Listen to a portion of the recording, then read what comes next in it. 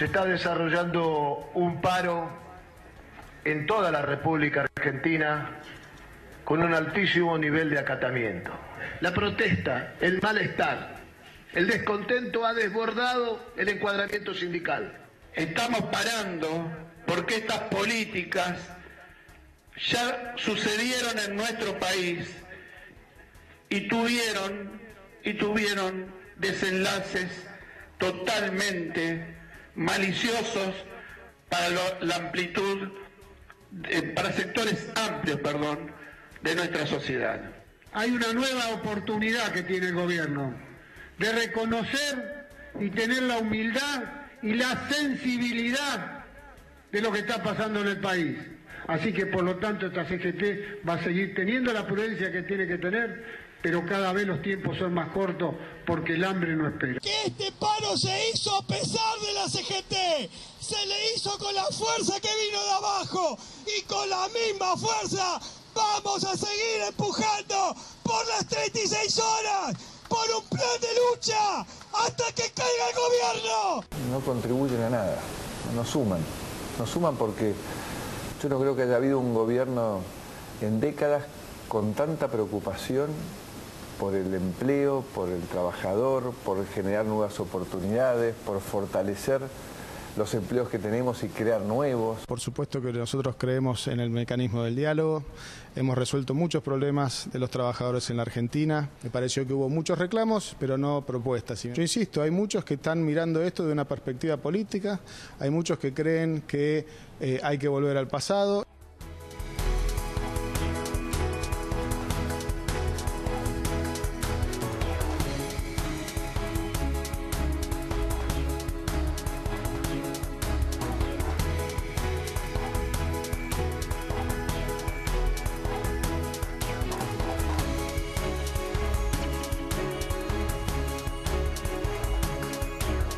Nosotros mañana tenemos que instrumentar un partido de mucho corazón, de mucha estructura de fortaleza para lograr establecer lo que el equipo necesita, que es la seguridad para arrancar el Mundial. Mañana Argentina va a arrancar el Mundial en relación de la necesidad que tiene de ganar. Mañana tenemos que meternos como meta ganar 5 partidos para llegar a la final. Mañana empieza el primero.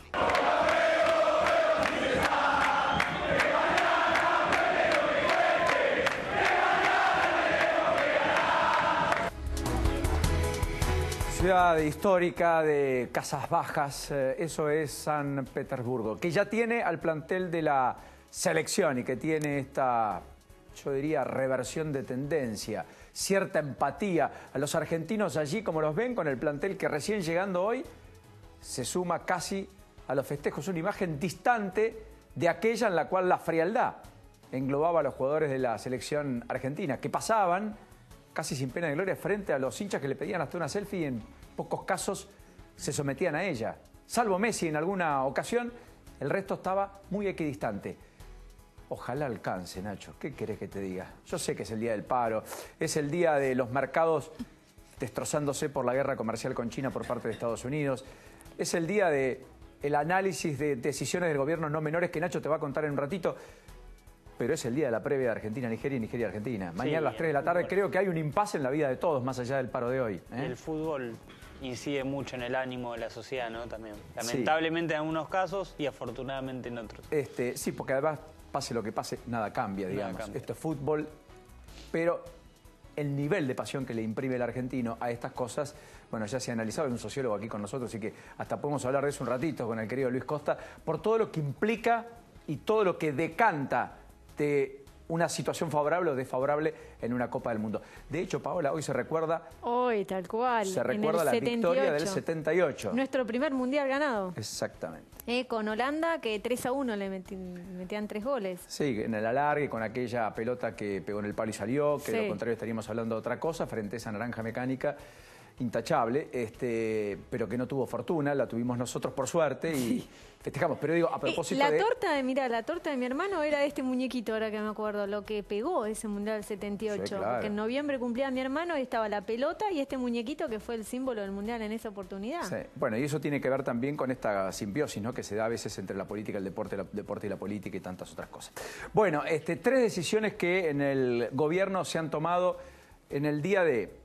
La primera gran medida de fuerza contra el gobierno de Macri, más allá de que es el tercer paro, porque confluyó el transporte y hoy virtualmente fue un asueto en la administración pública, un paro del transporte total que, por cierto, gestó que muchos no concurriesen a sus lugares de trabajo, un sector público que mostró a lo largo y ancho del país el descontento casi generalizado, porque prácticamente no hubo dependencia pública trabajando, las entidades bancarias cerradas, las estaciones de servicios con mangueras colgadas, salvo excepciones en algunas provincias del interior, y salvo el comercio, que francamente estuvo abierto aquí y allá, el resto y algunas actividades adicionales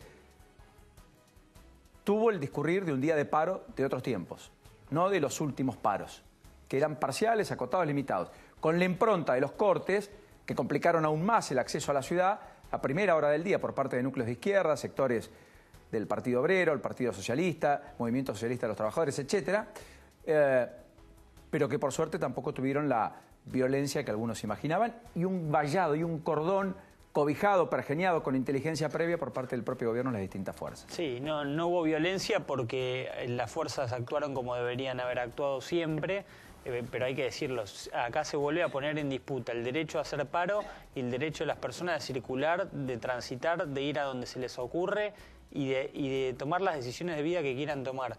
Volvemos siempre a lo mismo, la intolerancia siempre generan estas cosas. Bueno, afortunadamente no hubo incidentes, no pasó a mayores, pero porque se tomaron decisiones. Si no se hubieran tomado decisiones, hoy tal vez estaríamos lamentando algo. ¿Qué quedó en el gobierno a esta hora? ¿Qué es lo importante después del pedido de la CGT respecto a que el gobierno reflexione, cambie la política económica, dé respuestas a los planteos, reabra paritarias y demás? Bueno, hay que decirlo, en este momento la decisión es no hacer nada. A este momento la decisión es no hacer nada. Pero estoy seguro que en las próximas horas sí va a haber alguna decisión. ¿Qué quiere decir esto? El gobierno no quiere mostrar debilidad y salir a anunciar grandes decisiones hoy, teniendo en cuenta de me hacen el tercer paro, me cortan el transporte. Si yo tengo un gesto, evidentemente lo van a leer como una debilidad. Bueno, en las próximas horas se va a analizar la posibilidad de convocar formalmente a la cúpula de la CGT nuevamente, ya ahí con algún tipo de anuncio. ¿Qué tipo de anuncio? Bueno, algo Macri hoy adelantó, dijo que las discusiones salariales las van a decidir cada sector, cada industria, cada sector va a decir cuánto le puede pagar a sus empleados y cuánto no. O sea, termina la idea de poner un techo, un límite a los aumentos. Exactamente. En la reapertura de paritarias, que Dante Sica también dijo y confirmó ante los empresarios que se va a producir. Bueno, ahora se viene con el famoso decreto que firmó Macri hace unas semanas de renegociar hasta ese 5%.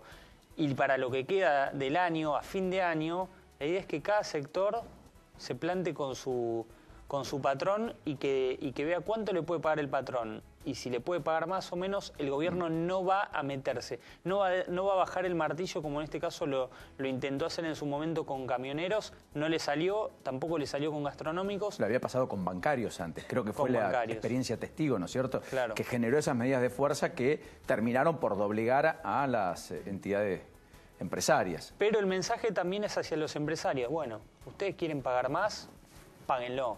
Después no vengan a pedir cosas.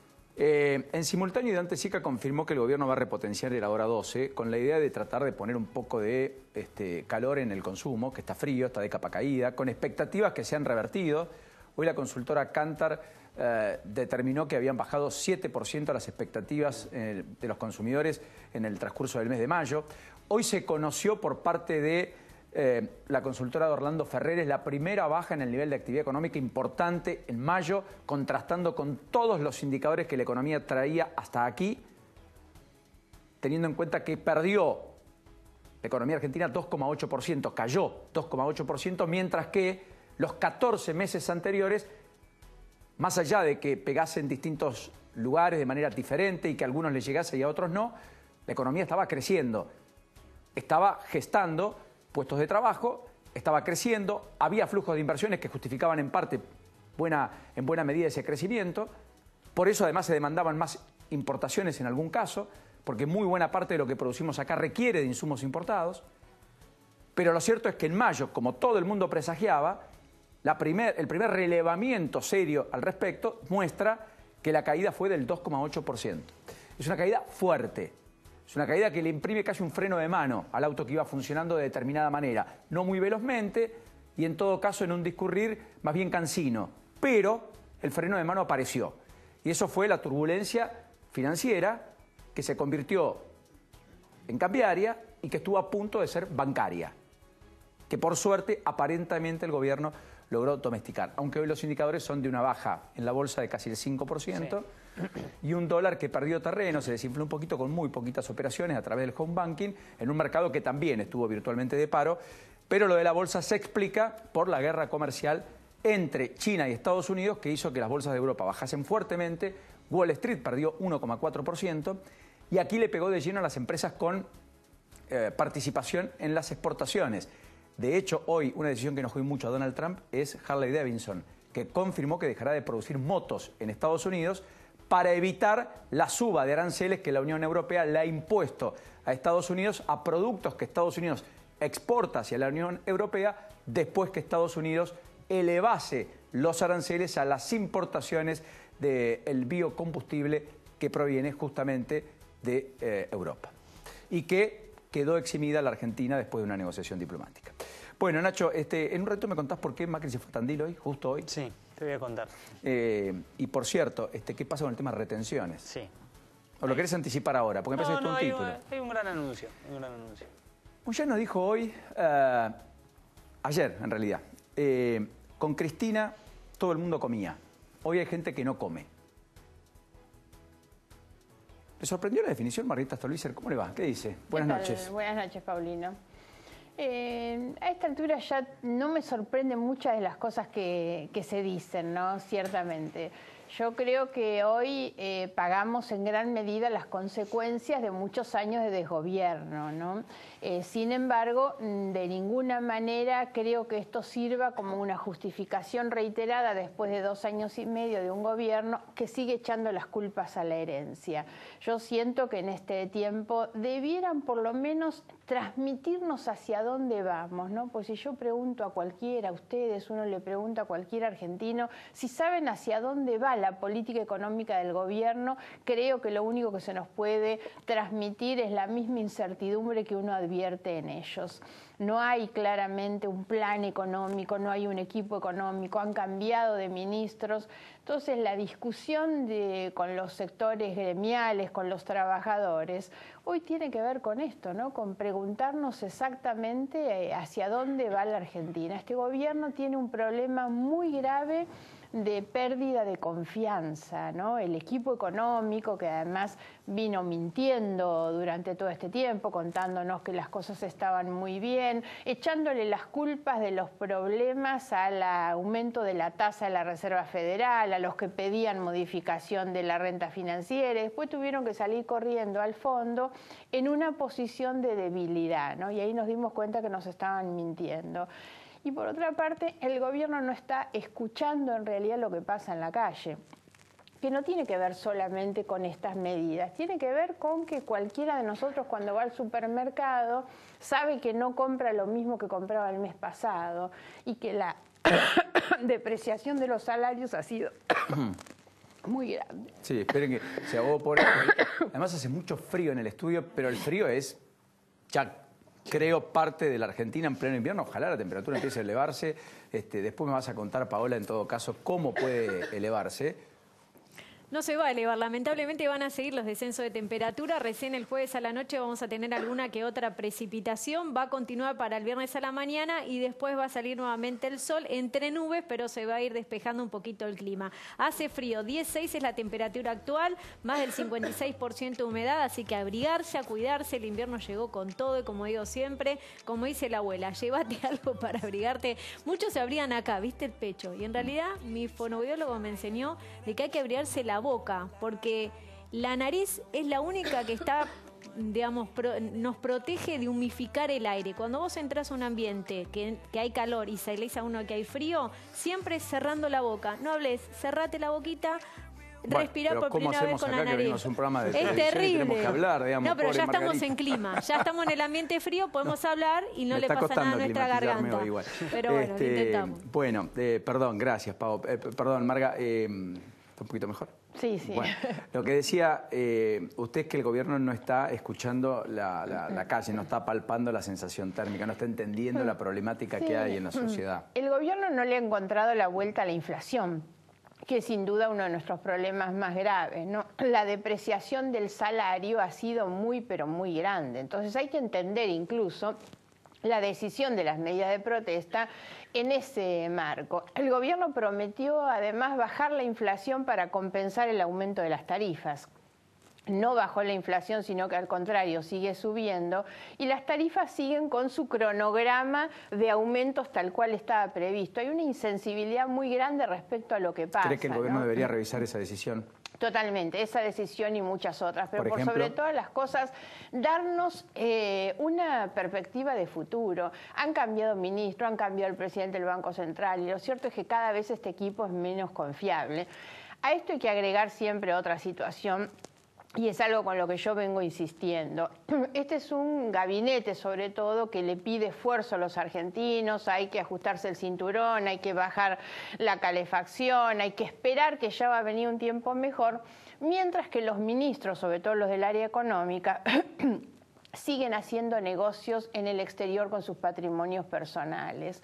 Yo creo que se sale de estas cuestiones, por eso hablo de la confianza, de la credibilidad que tiene que tener un gobierno, hablo de la ejemplaridad. ¿Usted cree que falta ejemplaridad? Este es un gobierno, no tiene ninguna ejemplaridad, la calificación es malísima en términos de confiabilidad o de ejemplaridad para un gobierno. Los ministros vienen con historias pasadas de evadir, de invertir en el exterior, paraísos fiscales, esas son sus aptitudes, ¿no? Y lo peor es que después nos dicen además que les tenemos que dar las gracias prácticamente por venir a hacer los esfuerzos de venir a gobernarnos para hacer el desastre que están haciendo, mientras que ellos siguen haciendo sus negocios. Que después de 2 años nos digan que no traen la plata al país porque no confían en el país, bueno, ¿cuál es el nivel de confianza que se puede generar en el resto de los argentinos? La frase de Sobrero fue desafortunada de todas maneras hoy, ¿no? Totalmente. Vamos a seguir empujando hasta que caiga el gobierno.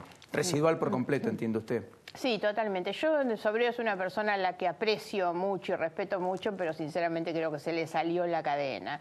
Me parece que de ninguna manera se puede plantear una cosa así con semejante brutalidad, de la misma manera que creo que el gobierno tiene que entender que un paro, una medida de fuerza, no debilita la democracia, fortalece la democracia, ¿no?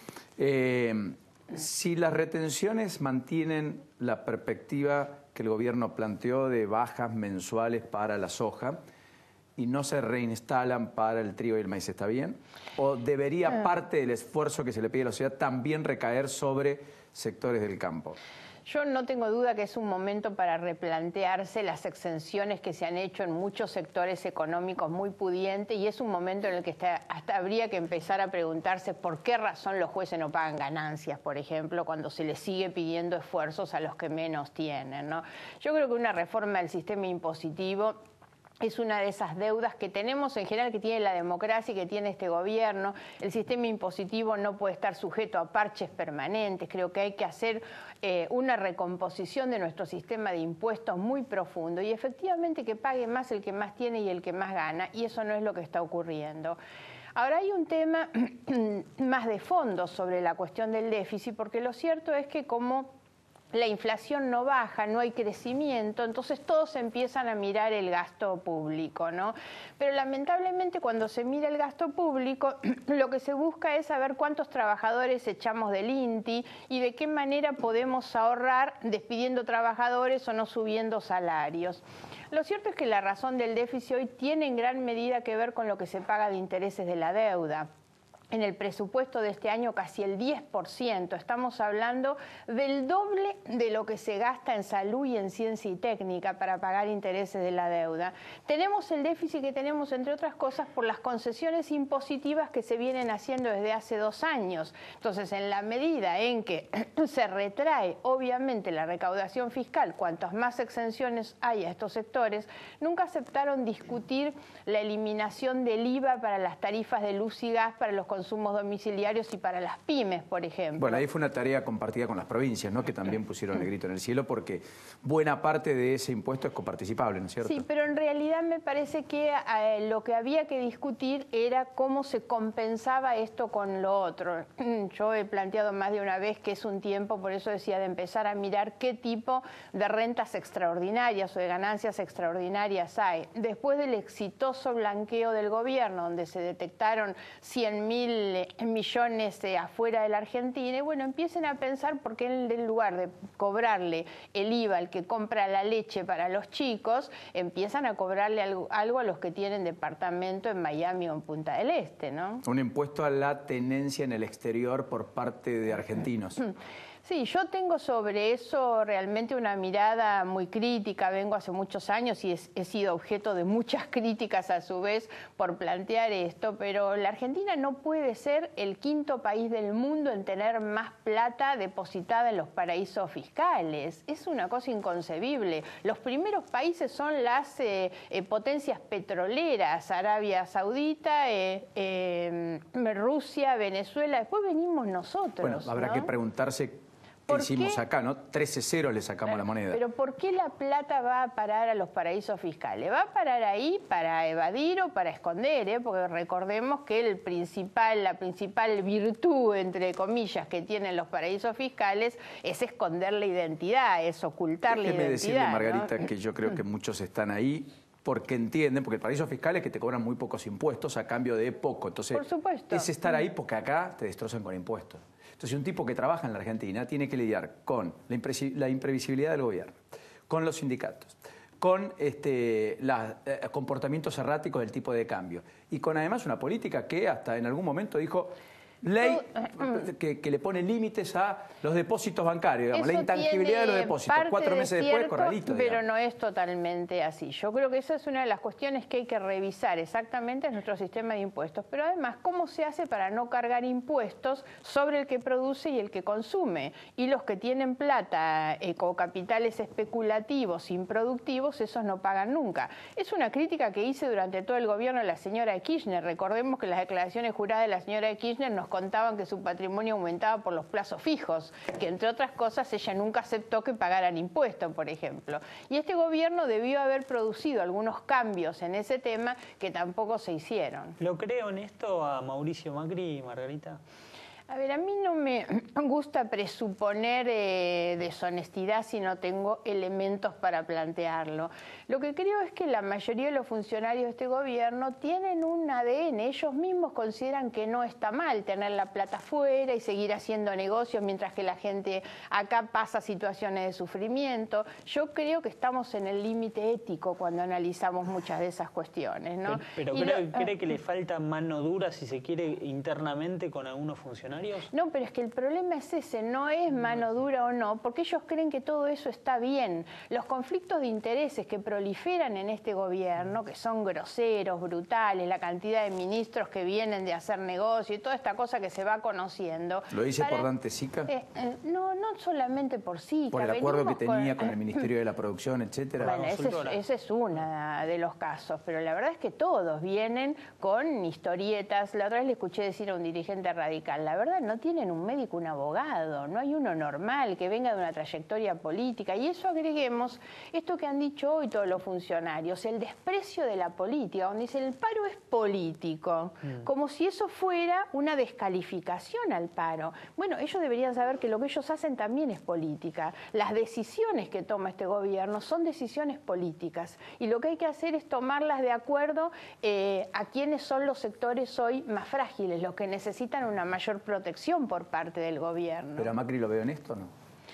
Insisto, no tengo elementos para decir que no, pero me preocupan muchísimo esos conflictos de intereses que, según Delia Ferreira Rubio, son la presidenta de Transparencia Internacional, la antesala de la corrupción son los conflictos de intereses. Y este gobierno tiene demasiados conflictos de intereses. Y lo otro es la convalidación de prácticas realmente muy complejas. Ustedes saben, yo vengo trabajando atrás del tema del INTI. El INTI no solo es una vergüenza y un escándalo moral por el despido de 250 trabajadores, sino que lo es porque eso encubre una cantidad de contrataciones irregulares. Se hacen muchísimos negocios. Bueno, el más claro, los televisores LED que acaban de comprar de 50 pulgadas el día antes de empezar el Mundial. Una vergüenza, pero no solamente eso. Se ha desplazado a los técnicos del INTI para poner ahí a los familiares y amigos. Para eso no corre el decreto de los familiares que corre para los ministros. Y vacían las capacidades técnicas del Estado. Estamos hablando de un instituto claramente técnico. Ahora tienen además la contratación de una empresa de seguridad, de un aportante a la campaña del presidente de la Nación, persiguiendo a los trabajadores en la puerta, a los que ni siquiera dejan entrar a trabajar. Lo del INTI es un escándalo y eso cuenta con la convalidación de arriba, ¿no? Ahora, Margarita, al kirchnerismo le pasó lo mismo. 2011 recuerdo que las denuncias estaban y pasaba todo de largo, no se miraba. Recién en 2012, 2013 se empezó, la sociedad tomó conciencia y empezó a tomar conciencia de lo que estaba ocurriendo. Este gobierno, todas las denuncias, yo leo las que usted presenta, las que presentan algunos otros dirigentes políticos, muchas, como las que presenta usted, tienen peso, hay algunas que hay que decirlo, no tienen peso específico. ¿Cuándo cree que a este gobierno la gente, la sociedad, el vecino, le va a empezar a tomar examen sobre el tema transparencia? Deberían estar haciéndolo porque la verdad, insisto con esto, están muy lejos de la ejemplaridad. Claro, pero el problema que tenemos es que quien debe investigar no es la sociedad. La sociedad debe exigir y escandalizarse frente a lo que está mal. Ahora, tenemos un poder judicial que es el que tiene que demostrar realmente una independencia de los poderes políticos y de los poderes económicos para que las causas avancen. ¿Cree que hay que avanzar allí más en la depuración? ¿Que hay que avanzar más en la depuración? ¿Del Poder Judicial? Sí.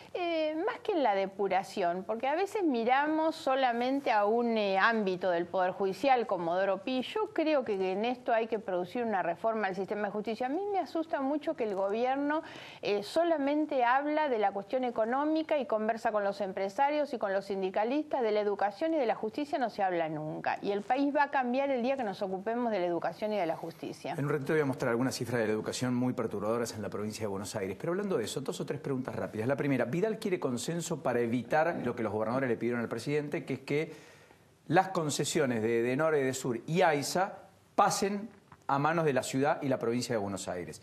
¿Usted está a favor o en contra de eso? No tengo una posición en esto. No conozco demasiado qué es lo que se está haciendo y no tengo una posición formada. Respecto a Vidal, usted dijo, la gobernadora tiene una gestión igual o peor que la de Scioli. ¿Lo sostiene? Sí, en realidad lo que dije, me preguntaron qué opinaba de la gobernadora y siempre digo, la gobernadora tengo mucho respeto con ella, creo que hace muchos esfuerzos, tiene una imagen altísima como tenía Scioli, porque la verdad es que con Scioli nos pasaba que muchos de los que le pegaban después no le pegaban cuando era el gobernador y tenía una imagen, no le entraba ninguna sola crítica de las que nosotros le hacíamos. Tal vez porque todas las miradas van siempre al gobierno nacional y hoy pasa lo mismo.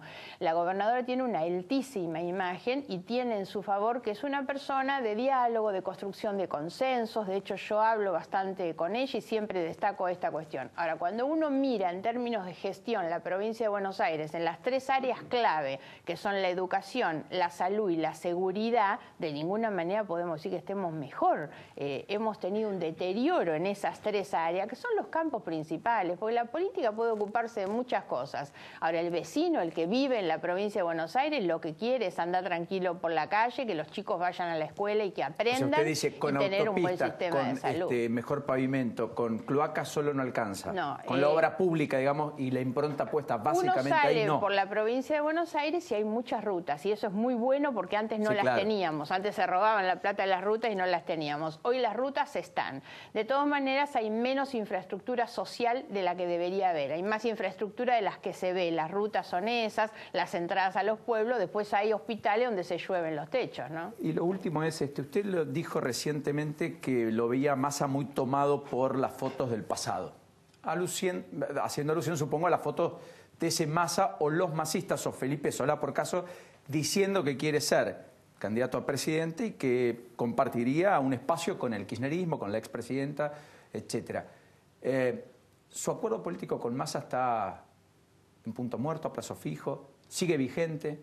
A ver, me parece que hay que diferenciar. Yo hice con Massa un acuerdo de tipo electoral el año pasado. La Alianza Un País fue una alianza electoral y como todas las alianzas electorales son coyunturales. Tengo, sin embargo, una relación permanente con Massa, que nos hablamos permanentemente, nos consultamos, nos contamos las cosas. Está bien, pero el acuerdo terminó en la elección de octubre. El acuerdo es un acuerdo de tipo electoral. Yo hoy puedo tener un acuerdo político para sentarme, definir un proyecto para presentar. Pero ya no son lo mismo.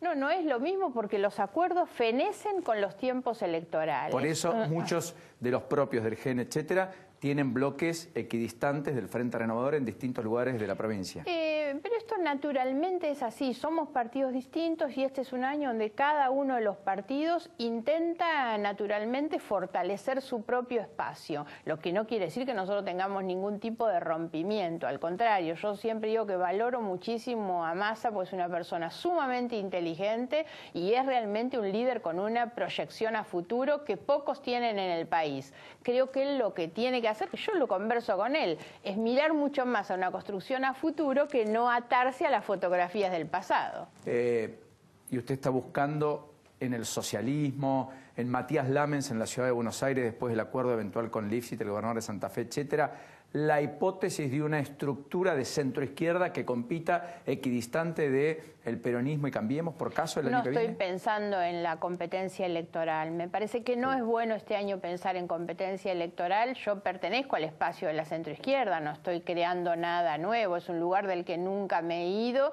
y la verdad es que es el lugar donde me siento cómoda. No conozco a Lamens y no estoy buscando ninguna otra cosa distinta que no sean los aliados naturales con los que he estado siempre. También creo que es imposible no pensar en una construcción de características ideológicas. Yo estoy convencida que el gobierno tiene que ser caracterizado en lo que es y en lo que representa, y uno tiene que ofrecer algo diferente. A veces esas fotos del peronismo me parece que lo único que hacen es ofrecer exactamente lo mismo, pero se ponen la camiseta del peronismo. Y la Argentina necesita una alternativa progresista y ética, y eso es en lo que yo trabajo, para construir ese espacio. 20 minutos de nota y no hablamos de Cristina Fernández de Kirchner. Bueno. Ya todo es bastante público, va a ir a juicio oral, etcétera. ¿La imagina inmersa en el derrotero judicial que naufragaron la mayoría de las causas en la Argentina hasta aquí de corrupción, etcétera? ¿O la imagina siendo un caso testigo de que la justicia condena? Bueno, espero lo segundo, por supuesto. El problema son los tiempos que tiene la justicia y los tiempos que tiene la política también, porque la justicia ha pedido el desafuero y sin embargo en el Senado ni siquiera lo tratan esto. Y a mí me parece que esto es un tema absolutamente grave. Saben que yo presenté además en el Senado una observación, una impugnación para que no puedan tratar el pedido de desafuero los senadores que votaron el pacto con Irán, porque de alguna manera serían jueces y partes dentro de la misma causa. Es en esa causa en la que se ha pedido el desafuero de la señora de Kirchner. Gracias, Margarita. De nada, gracias a Hasta la ustedes. próxima y muy gentil. Muchas gracias por la invitación. Bueno, ¿qué pasa con las retenciones? Y hablo con Luis Costa. Bueno, Macri hoy me parece que le volvió a torcer la muñeca a su mesa política. La mesa política le recomendaba frenar la baja gradual de retenciones que había anunciado en su momento.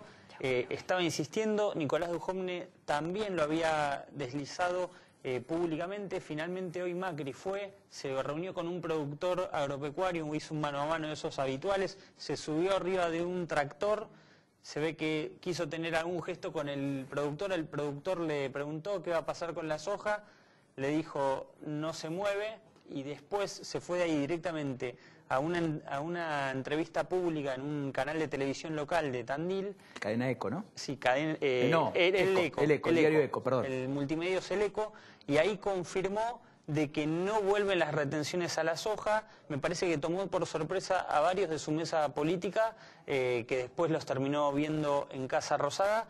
Y vos me preguntabas, ¿por qué estuvo en Tandil? Bueno, se quiso alejar completamente de la atención del paro, fue con María Eugenia Vidal, fueron al hospital local, al hospital de niños local, que sabés que tiene el nombre del abuelo, abuelo de Macri. Y los hoy, Blanco Villegas, esa es la familia. Sí, los Blanco Villegas, de Vilio Blanco Villegas. Y hoy presentaron un busto del tío de Macri, Jorge Blanco Villegas, que Macri dijo haberse emocionado mucho, era un tío que quería mucho y que había aportado fondos para que se hiciera ese hospital. Ahí estuvo el ministro Rubinstein el pasado sábado en un acto oficial, después iba a dar una charla, esa charla se suspendió a propósito de el reclamo de los que están en contra de la despenalización del aborto, la legalización del aborto. Estaban los que efusivamente acompañaban una decisión que el ministro ha hecho pública de validar también, con los pañuelos verdes. Hubo allí algún encontronazo, por seguridad se decidió suspender esa charla. Bueno, de ese tema en un ratito vamos a estar hablando con alguien que tiene una mirada muy particular y que, bueno, va a ser interesante conocerlo por si muchos no lo descubrieron, que es Mariano Pinedo, diputado provincial de Unidad Ciudadana, un hombre que fue presidente del Consejo Deliberante de San Antonio de Areco hasta hace meses, que es el hermano de Federico Pinedo, que milita en el kirchnerismo y que desde ese lugar, donde 90% de los diputados en la Cámara de Diputados de la Nación validaron la legalización del aborto, dicen, señores, yo al aborto no lo apoyo. Te agrego dos cositas. Hoy en Tandil fueron los pro vida y los que están a favor del aborto legal a la puerta del hospital de niños donde estaba Macri. Los evitó. También fueron a escracharlo por el tema del Fondo Monetario. Fueron docentes, fueron militantes. También era un grupo más pequeño, pero también logró salir y se volvió directamente en helicóptero. Gran aporte, como siempre, Nacho impecable. Luis, gracias por venir. Buenas noches. Gracias por la invitación. ¿Qué repercusión o qué impresión te deja el paro del día de hoy?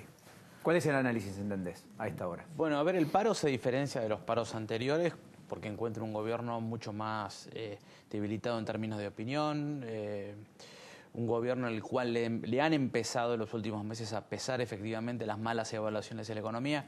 Tengamos en cuenta que el gobierno de Macri ha tenido una característica que lo ha diferenciado de gobiernos anteriores en los cuales, bueno, malas evaluaciones de economía en cualquier encuesta implicaban una mala aprobación de gestión. Este gobierno logró durante 2 años, un poco más, bueno, tirar digamos, el problema de la economía para atrás, es decir, lo que está pasando es consecuencia del pasado. Y por lo tanto, bajo esa lógica es que tuvo otros paros, ¿no? Que fueron 2, no me acuerdo cuántos fueron 2 o 3, pero digamos, mientras ocurrían esos paros, el gobierno podía decir cosas como lo que dijo Macri hoy de, bueno, esto no tiene ningún sentido, lo que hace falta es hacer otra cosa. La legitimidad del gobierno para contestar a los paros es mucho más débil que hace un año. Por lo tanto, hay como un clima, ¿no?, de que el paro, si bien esté ejecutado por personajes que tienen la peor imagen dentro del contexto político, porque los sindicalistas y los sindicalistas particulares tienen la peor imagen, bueno, la gente dice, bueno, no importa que tenga una pésima imagen, pero el paro de alguna manera está basado en evaluaciones de la economía con la gente que concuerda que la situación no es buena, ¿no? O sea que, digamos, esta foto, independientemente de que el transporte no funcione y por lo tanto medir la magnitud y dimensión del acatamiento siempre es relativo, de todas maneras se llega a esta foto porque el contexto es distinto y no se hubiera podido hacer o gestar esta foto como no se produjo en los 2 paros anteriores. Bueno, este paro nuclea partes que no, pero seguramente sabemos son que no inconexas están entre sí, digamos, del todo de acuerdo, pero sin embargo coinciden en la ejecución de la medida, ¿no? Obviamente tener de tu lado a los que manejan el transporte permite la creación de un escenario de una ciudad aislada, ¿no? Sí, y esto se da después de un decreto, Nacho, que le habilitó a las obras sociales más de 4.600 millones de pesos. Sí. El día previo al anuncio y la confirmación y ratificación del paro general de hoy. Eso es curioso, digamos. Sí, le liberó los fondos. Exactamente. Bueno, te quiero compartir por algunas cosas. El kirchnerismo siente que puede volver. Por primera vez, creo. Y eso se demuestra. Yo recopilé 4 o 5 fotos del fin de semana donde Cambiemos justamente se salió de escena, no hizo el timbreo como lo anticipó Nacho el viernes, que tenía previsto. Y entonces tuvimos a Agustín Rossi en Mendoza diciendo que quien gobierna es el Fondo Monetario Internacional y blanqueando su aspiración de querer ser candidato a presidente. Agustín Rossi, presidente hoy de la bancada del Frente para la Victoria, Unidad Ciudadana, en Diputados de la Nación. Después estuvo Axel Kicillof en Catamarca. Kicillof que dijo en Catamarca básicamente que el kirchnerismo volverá a ser gobierno en el 2019, con o sin la presidenta, la expresidenta Cristina Fernández de Kirchner.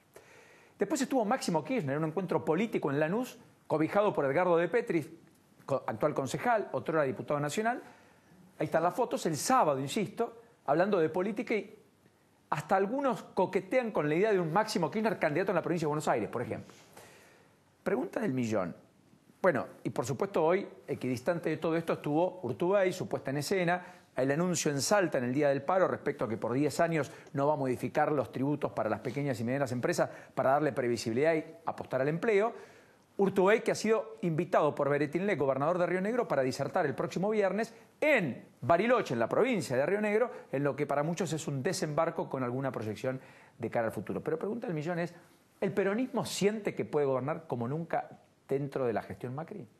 Bueno, el peronismo ha vuelto a tener expectativas después de considerar, o muchos de nosotros considerar, que el escenario electoral del año que viene estaba prácticamente cerrado, digamos, y por lo tanto no había ninguna oportunidad. Ahora, en el relato de los personajes que vos contás, en realidad no hay muchísima unidad y las figuras del peronismo en realidad no pueden, no tienen la capacidad todavía hoy de reclamar para sí mismo ni grandes valores de imagen ni grandes potencias electorales. Eso también se construye con el tiempo, ¿no? Macri 1 año y medio antes no tenía la capacidad electoral. Eso hay que ver qué capacidad tienen ellos de dialogar en un escenario complejo donde el peronismo tiene muy mala imagen como espacio, pero de cualquier manera es una fuerza que tiene todavía mucho peso en los sectores populares. Tengamos en cuenta una vieja teoría de mi maestro Manuel Moreira Araujo. El peronismo en realidad no es una sola cosa, ¿no? Sí, claro. Es una expresión política en las grandes ciudades que estaba vinculado a, si querés, el obrerismo, pero digamos, en el interior profundo, en las ciudades del interior, por ejemplo, como podríamos decir la provincia de Salta o Jujuy, ahí se mezcla con otros elementos más de tipo conservadores. O sea que el recorrido que de donde intenta salir Urtubey o de donde intenta salir el kirchnerismo son espacios con bases diferentes. De cualquier manera, el peronismo está sintiendo que, bueno, aparentemente se está abriendo, bueno, una chance, pero que entiendo que los protagonistas de esa supuesta chance que tienen entienden perfectamente que hay que reconstruir, casi te diría, un nuevo punto de vista global de lo que representa hoy el peronismo. Digamos, no alcanza solamente con, o sea, imaginemos la peor de las situaciones, una debacle del gobierno de Macri. El peronismo tiene la necesidad frente a la población de contar y de explicar de qué se trataría un nuevo gobierno para no repetir el pasado, porque lo que está sosteniendo todavía Macri con unos niveles de aprobación que igualmente siguen bajando, es que subsiste en una parte muy importante de su electorado una pésima imagen de las gestiones anteriores. Pero, por ejemplo, en la tercera sección del conurbano, Cristina Kirchner sigue teniendo un peso importante. O sea que, en realidad, la forma en que se vincula la ciudadanía con los referentes políticos sigue representando una fractura social muy importante, donde los sectores más bajos se identifican con lo que nosotros podríamos llamar como peronismo, y el resto, bueno, está esperando que Macri a ver si repunta esto, ¿no? Luis, y en este contexto, ¿imaginás una figura novedosa que rompa en escena y que pueda constituirse en alternativa real de poder? Llámese Tinelli, Facundo Manes, quien sea, no importa. Bueno, la ilusión ¿Es posible o es probable o eso es virtualmente imposible? No, imposible no es. Yo me parece que por ahora no es difícil, ¿no? Creo que está justamente la fábula o la ilusión de que un personaje nuevo puede irrumpir. Está basado en los problemas que tienen las estructuras tradicionales, estos conflictos del peronismo, para ver quién, si logran transformar a Urtubey en una especie de Macri del peronismo, que eso es lo que él intenta hacer, es muy evidente, ¿no? Entonces, como las otras situaciones no terminan de cuajar, y si se quiere dentro del peronismo, Cristina Kirchner sigue siendo la líder con mayor peso, porque eso hay que reconocerlo en términos de popularidad, imaginan o se ilusionan con figuras que salen de la nada. Ahora, ninguna figura que sale de la nada puede sostenerse a lo largo de una campaña electoral, sino construye una estructura política y un punto de vista que los identifique con qué tipo de país por lo menos imaginan o convencerían al electorado para que los vote, ¿no? Como siempre, Luis, el enorme placer de tenerte un ratito en esta noche. Bueno, como siempre, además, en la política, como en el fútbol, juegan los rivales también, su partido y su papel. Y por lo tanto, tampoco eso es para quitarlo de lado. General Pinedo, gracias por este ratito. Bienvenido. Por favor, gracias a vos. Buenas noches. Me da un minuto que quiero compartir con por supuesto, quienes nos están viendo algunas placas que tienen que ver con la educación y con lo que a mi gusto entiendo es parte del problema existencial de cara al futuro de la Argentina, que si no ponemos mucho foco ahí, difícilmente buena parte de los dilemas que tenemos los encontremos resueltos en el corto o mediano plazo. Bueno, miren, me voy a cruzar porque quiero compartir lo que fueron las estadísticas que dio a conocer el propio Ministerio de Educación de la Provincia de Buenos Aires. ¿Cómo está la educación en la Provincia de Buenos Aires? El distrito más amplio y más importante del país. 15% de los alumnos repite de año en las escuelas públicas. 1 de cada 7. Solo el 4% en las escuelas de gestión privada. El abandono es del 3%, pero el abandono en las escuelas públicas es del 5%. Es decir, a ver, traduzco, 1 de cada 20 estudiantes en las escuelas públicas abandona, no sigue, se va de la escuela. 1 de cada 7 repite.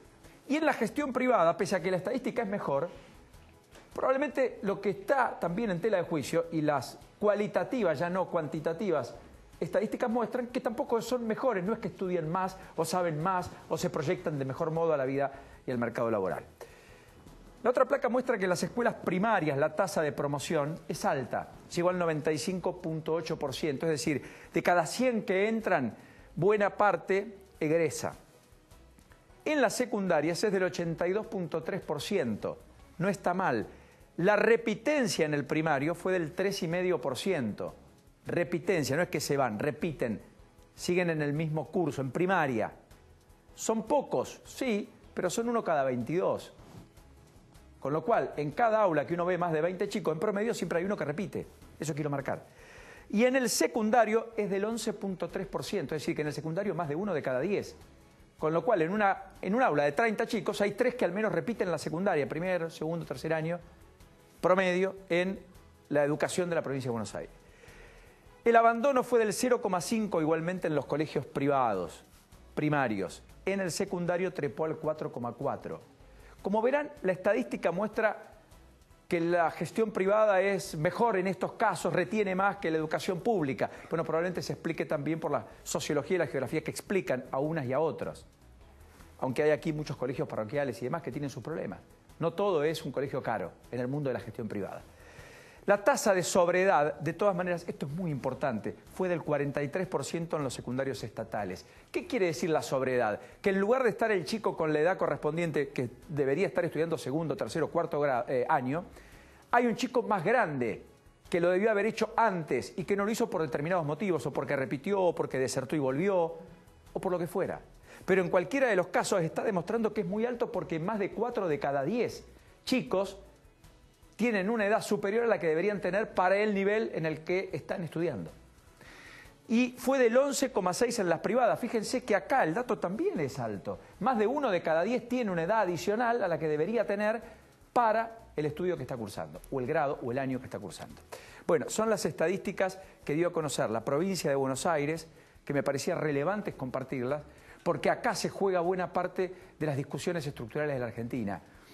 Acá estamos formando a los futuros empleados, acá estamos formando a los futuros emprendedores, empresarios, ciudadanos, acá estamos formando lo que somos, lo que seremos, la identidad que vamos a tener. De cómo hagamos bien o mal esto, en buena medida va a depender que seamos o dejemos de ser. Mariano,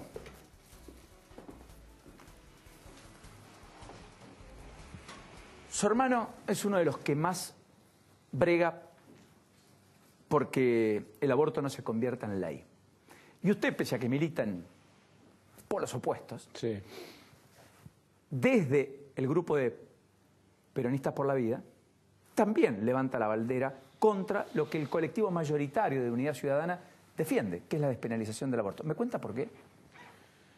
Nosotros hace poco más de un mes, cuando el debate del aborto ya se había instalado a partir del mensaje presidencial allá por marzo, decidimos y fuimos viendo, de la mano de muchos militantes, compañeros del peronismo de distintas extracciones, que el debate se iba desarrollando con distintas miradas, con distintas posiciones, con distintas visiones desde las materias, es decir, alguna mirada más científica, otra visión más jurídica, otra visión más filosófica, algunas participaciones importantes de organizaciones intermedias, también, ¿por qué no?, de referentes de la Iglesia Católica y de otras iglesias y religiones. Y en todo ese debate no estaba la mirada que nosotros más nos representaba, que era la mirada de una doctrina justicialista, una doctrina que tiene al hombre siempre en el centro de las decisiones políticas, al hombre desarrollándose en comunidad, y que toda esa fundamentación filosófica doctrinaria que es riquísima, que contiene el peronismo, no estaba siendo expresada. Motivo por el cual decidimos, con la mayor de las humildades, en conjunto, como te decía hace un ratito, con militantes peronistas sin demasiado renombre, poner a disposición del debate un documento que lleve adelante esta mirada que te decía recién del justicialismo. Ese documento lo ofrecimos a la firma de referentes, militantes, intelectuales, pensadores del peronismo, y tuvimos en muy pocos días más de 1.300 adhesiones, y hoy siguen creciendo, apostando a una visión bastante sencilla, bastante simple, que es desde la concepción hay vida. Cuando hay vida, el peronismo no puede tomar decisiones solucionando un tema que existe, que es real, a costa del sacrificio de personas que también tienen derechos y que también tienen sobre todo, y esto es lo más dramático o lo más motivador para que nos lleva a plantearnos en el debate, que es una potencialidad misteriosa y desconocida, que es qué puede aportar a nuestro pueblo, qué puede aportar a la Argentina, qué puede aportar a nuestra cultura ese niño por nacer. Es absolutamente insondable, no se puede saber, y no nos creemos con derecho a cercenar esa potencialidad hermosa, profunda, por resolver un tema que el Estado, la política... O sea, para usted no es una cuestión de salud pública. Para usted no es una cuestión de salud pública. No. Hay una cuestión de salud pública a resolver, que es toda la situación que atraviesan salud pública, pensada la salud de manera integral, no solo física, sino física, psicológica y moral, o si se quiere, más que moral, espiritual, porque la persona es todo eso. Las mujeres, muchas mujeres, las de menores recursos y otras, sufren determinadas situaciones, condicionamientos, que las llevan a plantearse un escenario de aborto como solución a un problema. Eso sí es una cuestión de salud pública, porque involucra a la persona, a la salud de la persona, y eso hay que resolverlo, y es necesario, urgente resolverlo. ¿Y ahí qué haría? Todo el despliegue de la política que se pueda desarrollar para resolver no solo el embarazo no deseado o prever el embarazo no deseado, sino las distintas derivaciones y problemáticas que pueden surgir de una mujer sola, de una mujer abandonada, de una mujer condicionada, o de una mujer que no encuentra la forma de llevar adelante ese proceso hermoso que es la generación de vida. Todo el apoyo del Estado en su completitud tiene que estar presente ahí, desde la educación, a la que te hacías referencia recién, hasta la salud, hasta el acompañamiento social y acompañamiento económico, como por ejemplo medidas que nosotros mismos hemos tomado desde nuestro gobierno, como la asignación universal por hijo, la asignación universal por embarazo, el plan Procrear para garantizar viviendas a los distintos sectores de nuestra sociedad, nada más y nada menos que procrear, una palabra muy orientada a fomentar la familia, a fomentar el espíritu de comunidad en nuestros pueblos y ciudades de la Argentina. Y de hecho esto tuvo éxito concreto y tuvo impacto concreto en el sistema de educación, porque permitió que muchos de nuestros chicos y nuestras chicas en la Argentina puedan acceder a educación y a salud a partir de ese apoyo económico que se le dio con la UH y con la asignación universal por embarazo.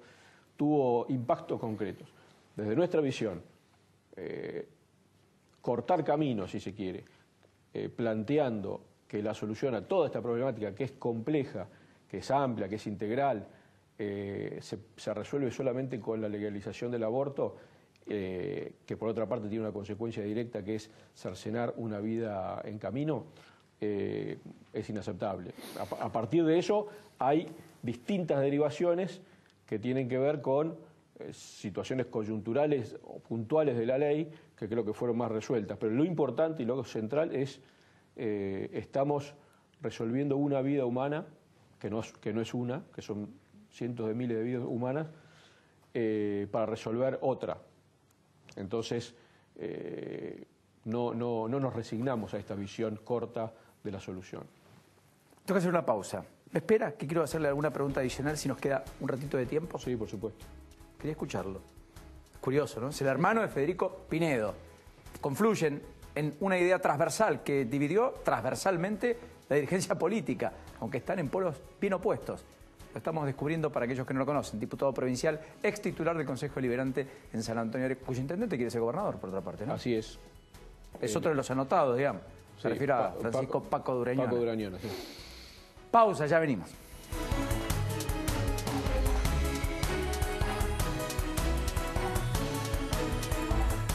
SUTECBA, un sindicato que se ocupa también de la salud de sus afiliados activos y pasivos a través de su obra social OPSBA y nuestro sanatorio Julio Méndez, que atiende en forma mensual 57.000 consultas ambulatorias, 20.000 en guardia externa y 600 cirugías, incorporando nueva tecnología y recursos humanos de primer nivel.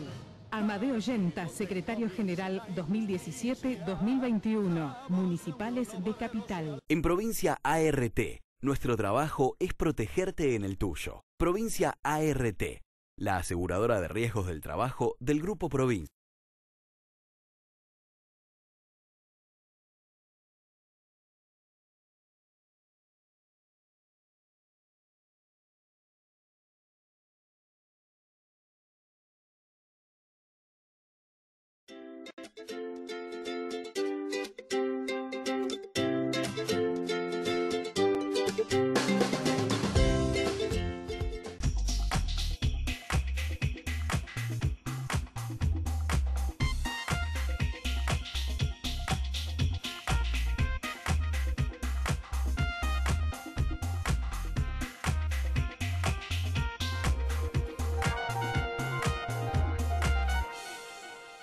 Telecentro te trae el mejor combo. Wi-Fi Zone con miles de puntos de conexión, 30 megas Wi-Fi para tu casa. Además, telefonía fija con 2.500 minutos libres. Y como si fuera poco, más de 60 canales HD. ¿Querés más? Convertimos todas las teles en Smart con acceso directo para ver Netflix, YouTube, Telecentro Play.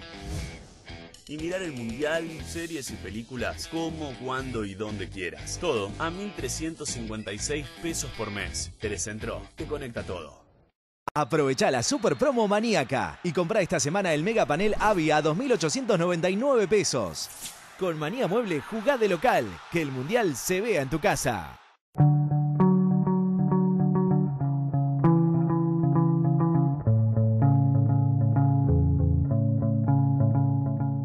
RNB Construcciones. hacemos realidad tus proyectos.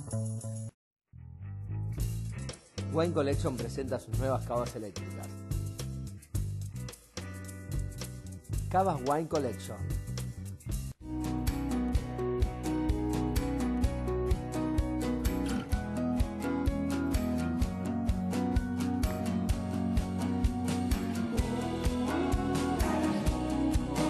Estar bien es lo primero.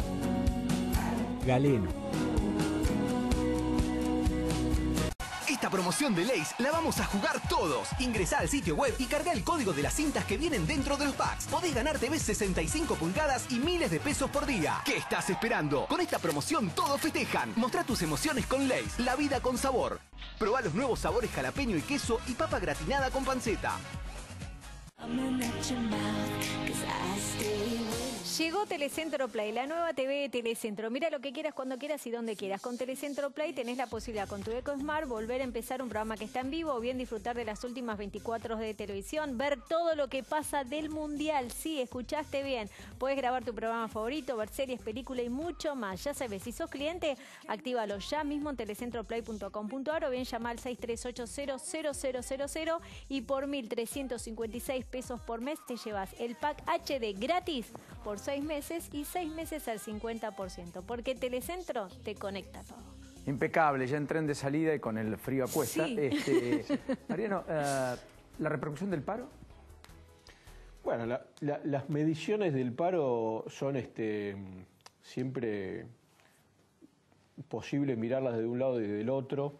¿Pero cree que viene más conflictividad o que el gobierno, si convoca el diálogo, esto puede encauzarse hacia una mesa tripartita? Yo creo que siempre es bueno que las organizaciones sindicales cumplan con su función y cumplan con su rol y no sean licuadas en acuerdos que no sean a la vista de quienes ellos representan, que son todos los trabajadores argentinos. Me parece que cuando una organización sindical, cuando el movimiento obrero expresa una protesta, está cumpliendo parte de su función, no es todo el tiempo eso, pero está cumpliendo parte de su función y eso es saludable para la democracia.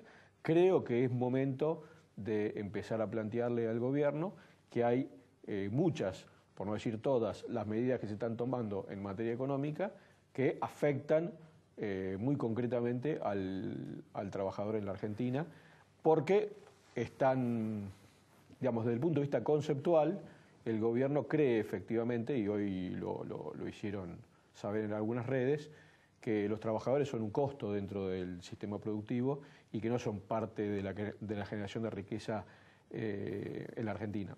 Eso significa que si pueden achicar el costo, mejor. En algún momento lo dijo Macri algunas décadas atrás, que era imprescindible, desde la mirada del empresario, achicar costos sobre el trabajo, ¿no? Y dígame una cosa, ¿y con su hermano toma el café? ¿Comparte la mesa? Sí, café, almuerzo, asado, todo. Y la relación es impecable. Sí, sí. De política no se habla. Sí, es como ese grupo de amigos de mucho tiempo y dice, ya, religión y política no, así no nos peleamos. No, al revés. Es imposible no hablar de política, en mi casa, por lo menos. Y recién escuchaba cuando estabas haciendo los títulos, que le preguntabas a tu compañero qué pasaba con el kirchnerismo, que quería volver, o con el peronismo si podía volver, y una de las referencias que hacías era que se juntaban a hablar de política. Claro, se juntó a hablar de política. Están activos. Es absolutamente imposible que el peronismo no hable de política y no haga política. Para nosotros es una cuestión consustancial con nuestra vida, digamos. Así que lo mismo nos pasa en la mesa familiar, en las mesas de amigos, en distintos lugares. Hasta la próxima, Mariano, ha sido un verdadero gusto. Disculpe, está frío, no somos de excepción. Sí, te veo. Mañana esperemos que esté todo más calentito y que Argentina Pero Argentina nos va a calentar a todos. Vamos a tener ahí las ganas de que ganen, le vamos a llevar el mejor apoyo para que puedan ganar. ¿Crees que no pasamos? ¿Y qué decís? ¿Pasamos o no pasamos? Dale, hay que ser optimista, Roberto vamos García a ganar. se queda en la continuidad Vamos, como cada lunes. Chau.